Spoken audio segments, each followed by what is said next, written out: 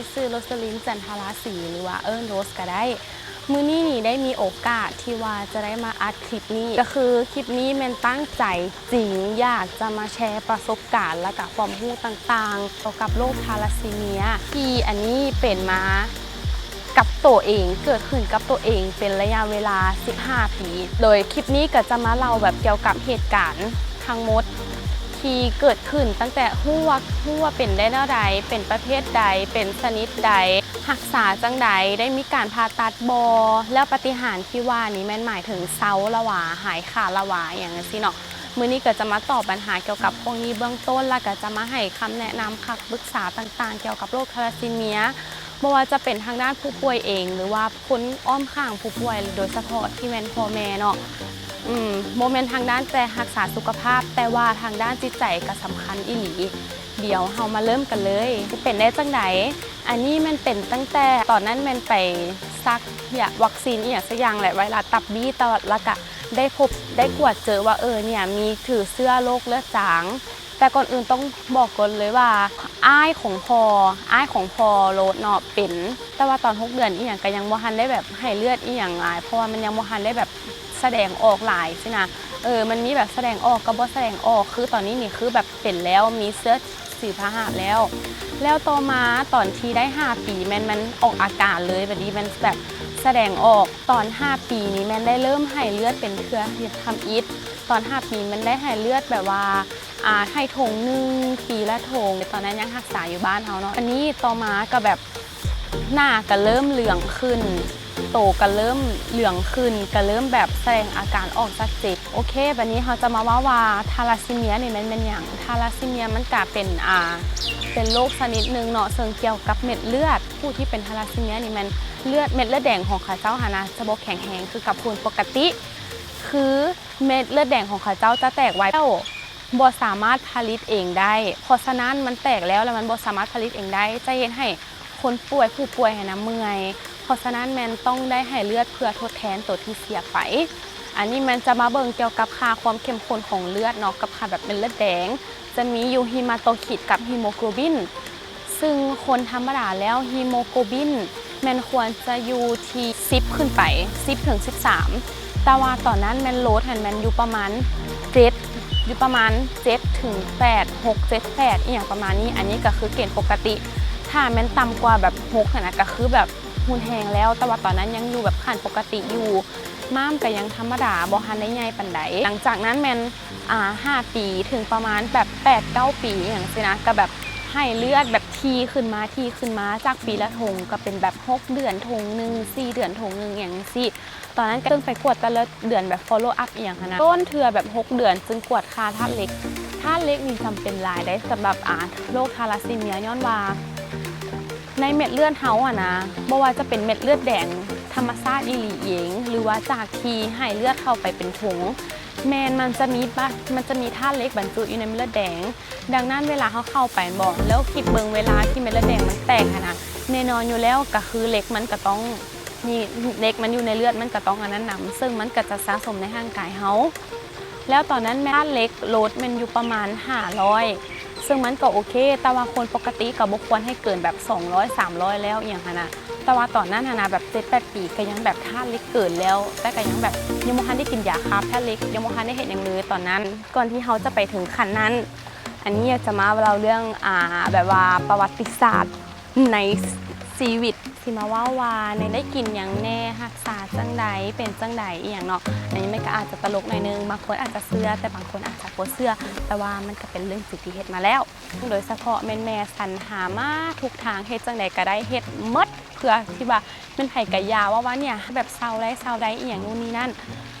โดยเฉพาะหมอ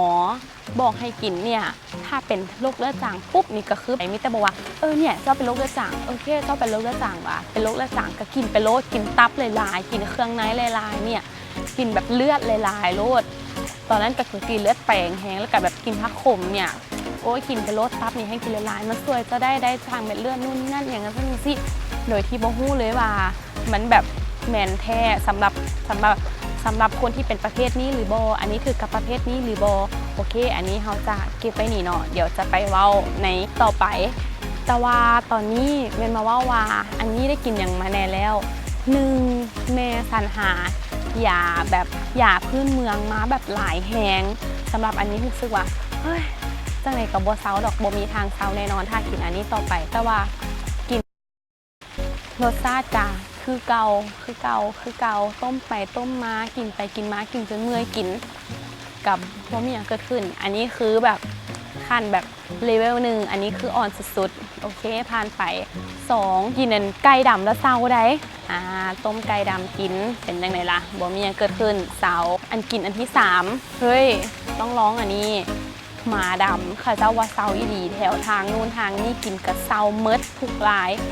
จัดไปเลยจ้าอันนี้กระโบหูจ้าว่ากินมาดำดูยูเมกระเสิร์ฟมาให้กิน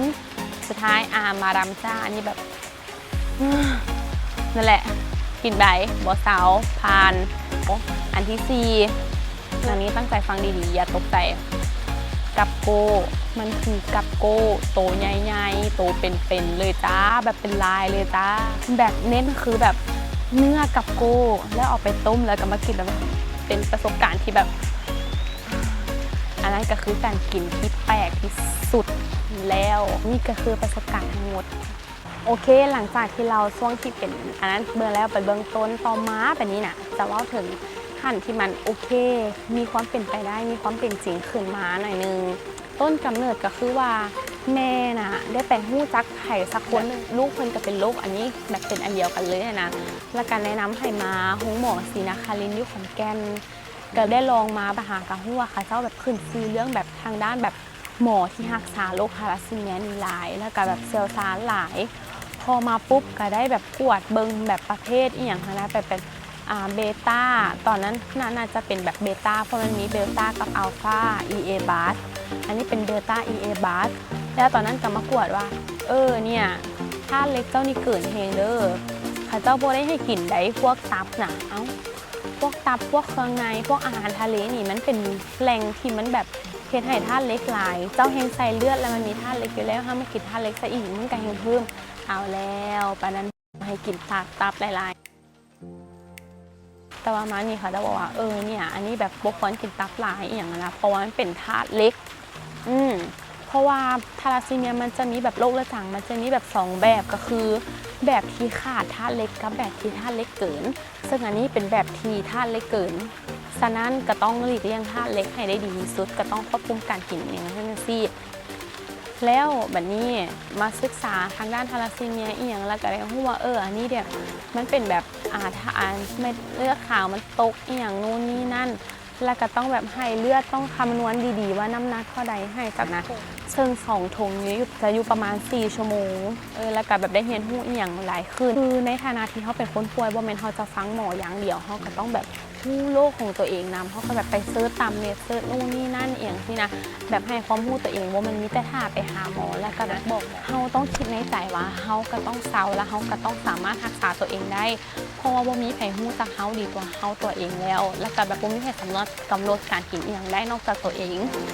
ดังนั้นเขาก็ต้องคิดหาตัวเองกับคนแบบพ่อแม่อย่างคุณฮักให้หลายๆเขาก็จะได้แบบเฮ็ดในสิ่งที่ถือบ่แม่นว่าแบบท่าไปแต่หาหมอนู่นนี่นั่นแล้วก็แบบสวยโอกาสเฮ็ดอันนี้พิษย้อนว่าหมอบ่เห็นอย่างนั้นทั้งมันบ่ควรเป็นอย่างนั้นเลยคนเจ็บแล้วก็ต้องรู้เองเพราะว่าเจ้าอยากเซาแม่นบ่ล่ะอันนี้คือมันต้องขึ้นแบบในสิบย่านหมอหาแล้วบ่ให้บ่แม่นหมอก็คือแบบถ้าเฮามีหยังเฮาต้องบอกเพิ่นอันนี้ลืมบอกว่าโรสแมนได้มาเข้ามหาลัยอยู่ขอนแก่นเนาะเหตุผลหลักๆแรกๆก็คือเพื่ออยากรักษาตัวเองแล้วมันก็แบบอยู่ใกล้แล้วมันก็สะดวกอย่างทุกอย่างนะแล้วมันก็แบบโอเคแบบเหมาะเจาะกันเลยเส็งเข้าได้ก็เลยรักษาอยู่นี่มาเลยตั้งแต่ตอนเข้าปี1แล้วเรื่องราวพีคที่สุดก็คือประมาณที่เดือน4 เดือน 5 ปี 2018นี่แหละแมนก็อยู่บ่อยู่นะก็กวดอย่างปกติแหละหมอก็บอกว่าหมอก็ถามว่าไม่อยากตัดม้ามหรอเลยแบบอันนี้ก็คิดแต่ว่าตัดก็ได้อีกอย่างนะหมอก็บอกว่าโมเมนอันนี้มันก็ต้องแบบโมเมนว่าสิผ่าตัดก็ได้แล้วก็บอกว่ามันก็ต้องขึ้นกับชนิดของทาลัสซีเมียของเจ้าว่ามันเป็นประเภทใดชนิดใดต้องตรวจ DNA มาเบิงแล้วก็มาแมชลักเบิงว่า โรคของเจ้านี่มันสามารถผ่าตัดและมีโอกาสหายจักเปอร์เซ็นต์นู่นนี่นั่นดีจักเปอร์เซ็นต์อย่างนะก็เลยแบบเอาวะลองสนก็ลองอย่างใดก็ได้ฮู้แบบเพราะว่าเขาจะบอกว่าแบบหลายคนผ่าตัดไปนะก็มีโอกาสดีขึ้น 60-70% บางคนก็เป็น 90-95% เลยก็เลยแบบเฮ้ยแบบเจาะเลือดไปตรวจ DNA เบต้าเป็นทาราซีเมียเบต้าเอียบาคอนแทนสปริงซึ่งประเภทนี้แล้วหมอการแบบวินิจฉัยออกมาก็คือผ่าตัดได้แบบถามอันนี้เนาะก็ถามแรกใส่ว่าแบบบ่มีภูมิคุ้มกันอีกอย่างนู่นนี่นั่นแล้วก็บอกว่าอันนี้มันก็แมนอยู่แต่ว่ามันก็สามารถรักษาได้ด้วยการฉีดวัคซีนซึ่งมันจะมีวัคซีนอยู่ประมาณแบบ 3-4 โดสที่เขาจะต้องฉีดเพื่อแบบฉีดเข้าไปเพื่อแบบให้คุ้มกันอย่างปกติบ่ให้เสียระบบภูมิคุ้มกันอย่างนู่นนี่นั่นแล้วอีกอย่างคือถ้าเล็กอันนี้นะนั่นหลายเกินเหตุแล้วตอนนั้นก็คือแบบ1,800-1,900แล้ว1,800-2,000แล้วตอนนั้นถ้าสมมติว่าแบบผ่าตัดออกไปมันก็ถ้าสมมติมันดีหรือนะมันก็สามารถลดการให้เลือด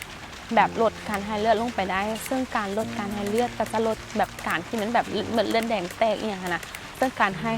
ที่เขาให้เลือดแต่ละเทื่อนะมันจะมีธาตุเหล็กเข้ามาซึ่งถ้าสมมติเขาลดทอนการให้เลือดได้มันก็สามารถแบบเฮ็ดให้เหล็กนะมันสามารถลดลงไปได้มันก็แบบโบไปก้องหัวใจอีกอย่างนี้นะสรุปก็คือมันก็ดีนั่นแหละก็เลยโอเคถ้าพาได้ก็คือแบบเอาว่าจริงจังจะในกะเอานะแล้ววันนี้หมอก็บอกว่าอันนี้ก็ต้องไปลงกับหมอผ่าตัดอีกทีอย่างนั้นนะอันนี้ก็โอเคแล้ววันนี้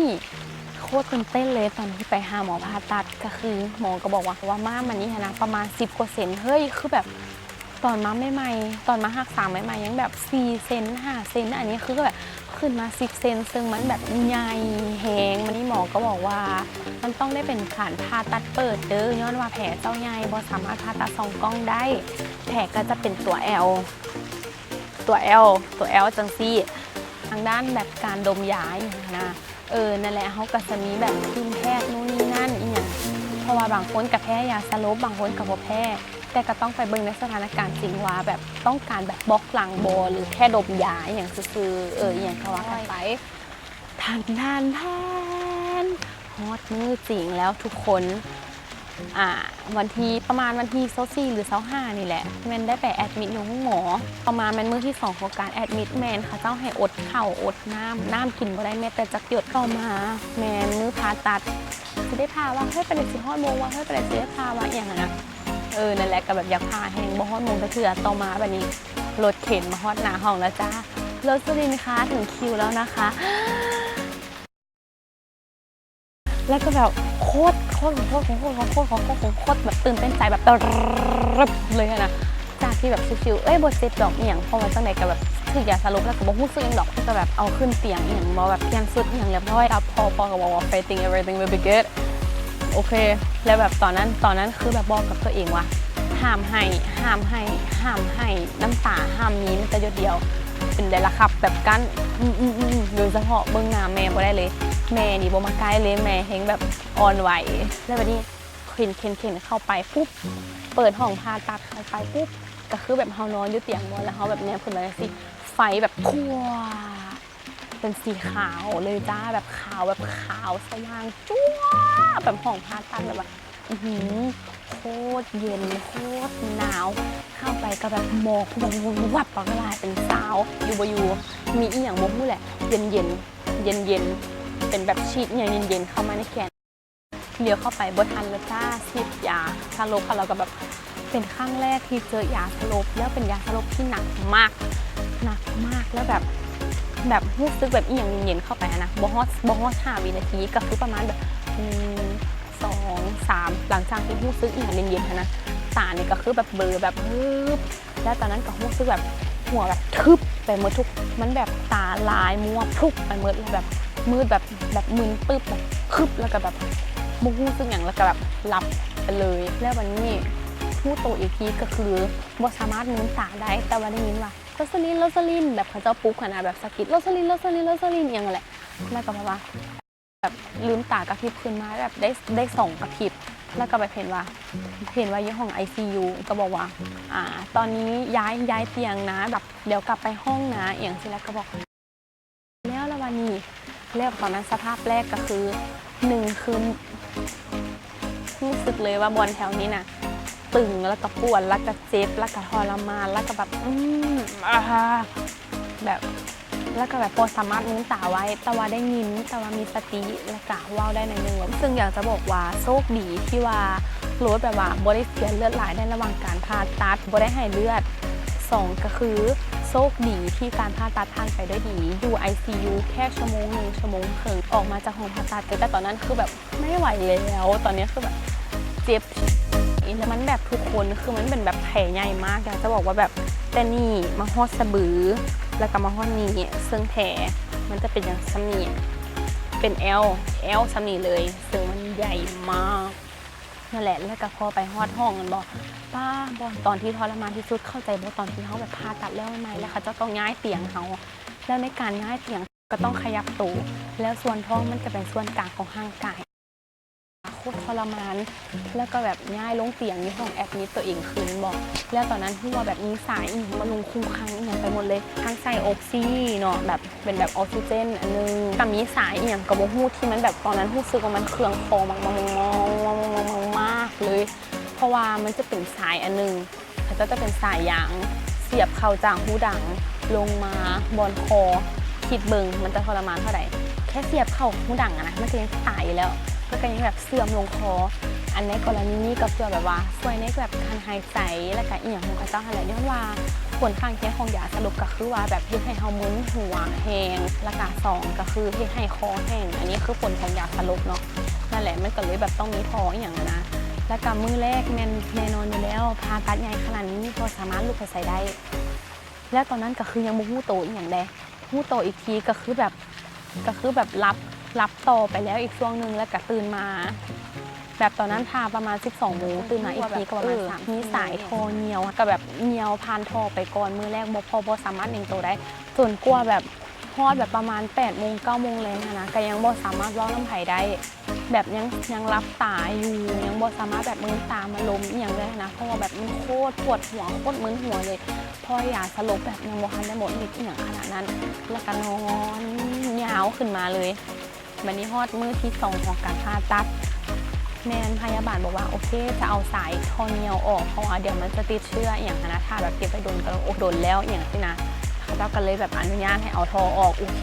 ขอบคุณมากจ้ะเพราะฉันสิตายย้อนทอนี่แหละบ่ได้ตายย้อนแผลแล้วบอแผลนะมันเย็บจังไหนบ่มันยิบใหม่ละลายหรือไหมตัดหรืออย่างนั้นมันจะยิบแบบเขาจะห้องมาเป็นสเตโปเป็นแบบคือลูกกราฟเฟอร์นะคิดสภาพลูกกราฟเฟอร์ที่เขาต้องมีเตี้ยแต่มันเป็นลูกกราฟเฟอร์ไส้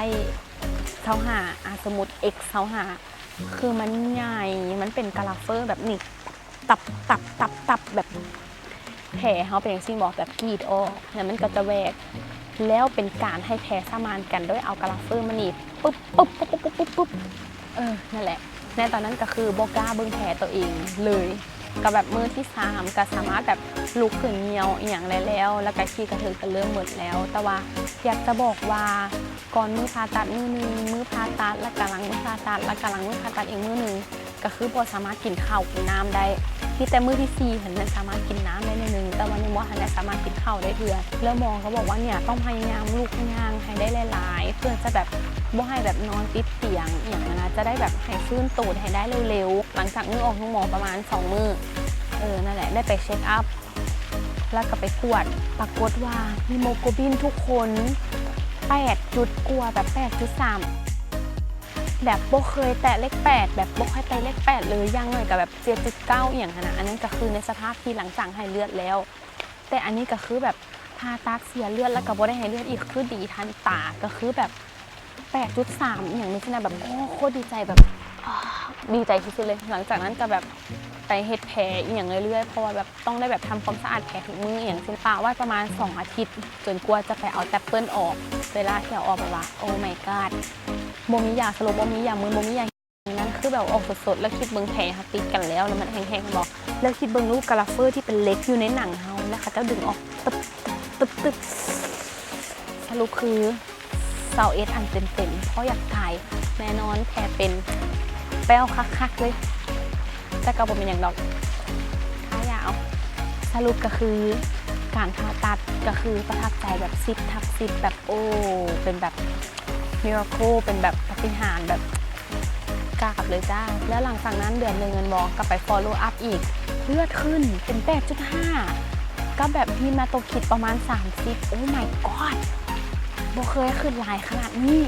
บ่เคยขึ้นหลายขนาดนี้บ่เคยแบบบ่เคยแตะเลข8แต่อันนี้แบบ 8.5 โคตรดีใจจนน้ำตาคือไหลหมอจะบอกว่าเห็นไหมบอกแล้วอย่างอะไรจ้าหมอจ้าโอเคแบบกวดแบบหลังจากนี้บ่ต้องมาทุกเดือนก็ได้แบบเปลี่ยนเป็นแบบเดือนครึ่งต่อมาก็เป็น2เดือนต่อมาก็2เดือนครึ่งต่อก็คือแต่ว่าช่วงนั้นมันได้กวดหูกวดตาก็คือฮู้บ่เป็นอย่างต้องกวดหูกวดตาย้อนว่าถ้าเล็กที่เฮามีนะจากคนของการกินยาฆ่าถ้าเล็กนะมันสามารถแบบไปเกาะอยู่ตามกระจกตาไปตามแก้วหูอย่างไรเพราะนั้นเฮาก็ต้องกวดบอกแบบเดี๋ยวมีนัดไปกวด MRI เพราะว่ามันจะเบิ่งว่าแบบค่าเล็กมันจะติดในตับบ่อย่างนั้นนะเพราะว่าบอลบ่ให้เกินเขตอย่างนั้นบ่แล้วก็คนดีมาเรื่อยๆจนถึงปัจจุบันนี้แล้วอีกอย่างจะบอกว่าถ้าเล็กมันบ่แม่นมาจากการกินอย่างเดียวแต่มันมาจากเลือดดังนั้นมันก็ต้อ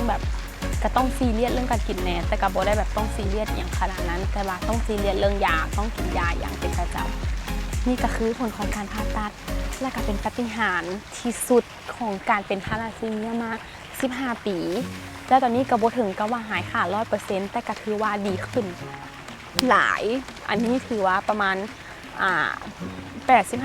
90%ก็แค่แบบต้องกินยาแล้วก็แบบไปตรวจรักษาสุขภาพแต่ก็ดีคือกันที่เขาต้องไปหาหมอเพราะว่าเขาจะได้รู้ความเคลื่อนไหวอย่างเขาจะได้แบบปบตาละเลยแต่ว่ามันก็ดีแฮงแล้วที่แบบบ่ได้หายเลือดแท้มันก็จบไปแล้วเนาะสำหรับขบวนการต่างๆวิธีการต่างๆนู่นนี่นั่นตั้งแต่5 ปีจนฮอดปัจจุบันนี้คือ19 ปีแล้วก็คือว่าหลังจากผ่าตัดก็คือดีมากๆดีแฮงดีแต่ว่าอันนี้ก็ต้องขึ้นกับสภาพร่างกายของผู้ป่วยของแต่ละคนว่าแบบสภาพร่างกายเป็นจังใดเป็นทาลัสซีเมียประเภทใดแบบภูมิคุ้มกันดีบ่ดีนะ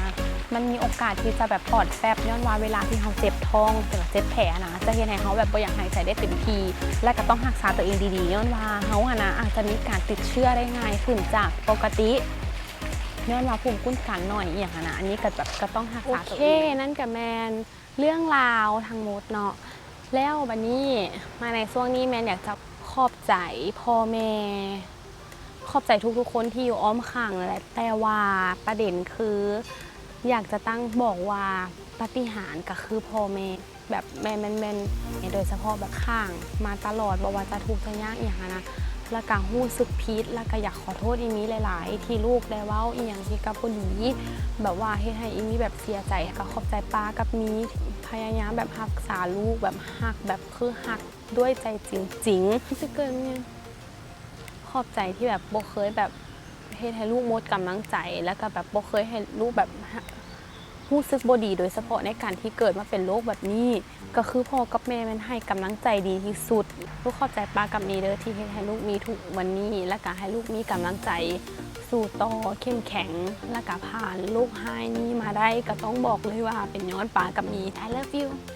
อยากบอกพ่อแม่คนที่เป็นโรคนี้และก็ผู้ป่วยเองที่เป็นโรคนี้ก็คือห้ามท้อแท้เพราะว่าคนมันก็สามารถแบบเป็นโรคอะไรได้อยู่แล้วทุกคนก็แบบเกิดแก่เก็บตายซึ่งการเป็นโรคนี้หาอย่างหน่อยก็แค่แบบโอเคเขาฮู้ว่าสเต็ปมันสิไปจังใดเขาก็สามารถแบบฮู้ได้ถึงวิธีโอเคอย่างหน่อยก็แค่แบบให้เลือดอีหยังนั้นยังบ่ได้เป็นอีหยังรุนแรง